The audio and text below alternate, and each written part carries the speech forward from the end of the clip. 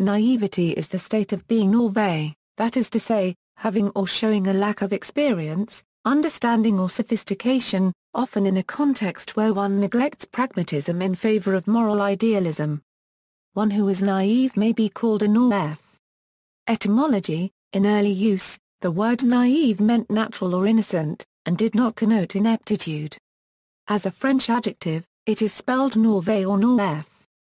French adjectives have grammatical gender. Naïf is used with masculine nouns and naïve with feminine nouns. The French noun is naïve to copyright.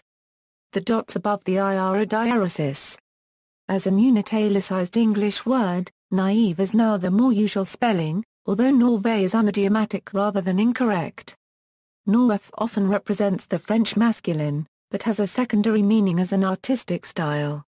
A euro naïve euro is now normally pronounced as two syllables, with the stress on the second, in the French manner. The noun form can be written as naivety, naivety, naïve to copyright, naivete, or naïve to copyright. Culture: the naïf appears as a cultural type in two main forms. On the one hand, there is the satirical naïf, such as Candide. Northrop Frye suggested we might call it the Inga copyright new form, after Voltaire's dialogue of that name. Here an outsider grants none of the premises which make the absurdities of society look logical to those accustomed to them, and serves essentially as a prism to carry the satirical message. Baudrillard indeed, drawing on his situationist roots, sought to position himself as Inga copyright new in everyday life. I play the role of the Danube peasant, someone who knows nothing but suspects something is wrong. I like being in the position of the primitive. Playing naïve. On the other hand, there is the artistic naïf, all responsiveness and seeming availability. Here the naïf offers himself as being in process of formation, in search of values and models. Always about to adopt some traditional mature temperament in a perpetual adolescent moratorium. Such instances of the naïf as a cultural image offered themselves as essentially responsive to others and open to every invitation. Established their identity in indeterminacy.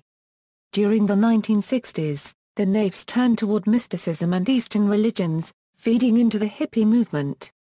Hippie culture, bastard of the Beat generation out of pop, was much like a folk culture, oral, naive, communal, its aphorisms intuited, not rationalized. Its druggy protagonists had a childlike wonder that we could produce such weirdness from ourselves.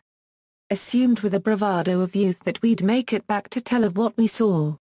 Science. In biology, and particularly in immunology, the word naïve is used to describe an individual who did not encounter an antigen, for instance a pathogen. In other fields of science, naïve describes a person or animal who did not have a particular experience or was not subject to a particular experiment. See also, beginner's mind, credulity, gullibility, naive and sentimental music, naïve art, Schiller, The Idiot. Notes and references.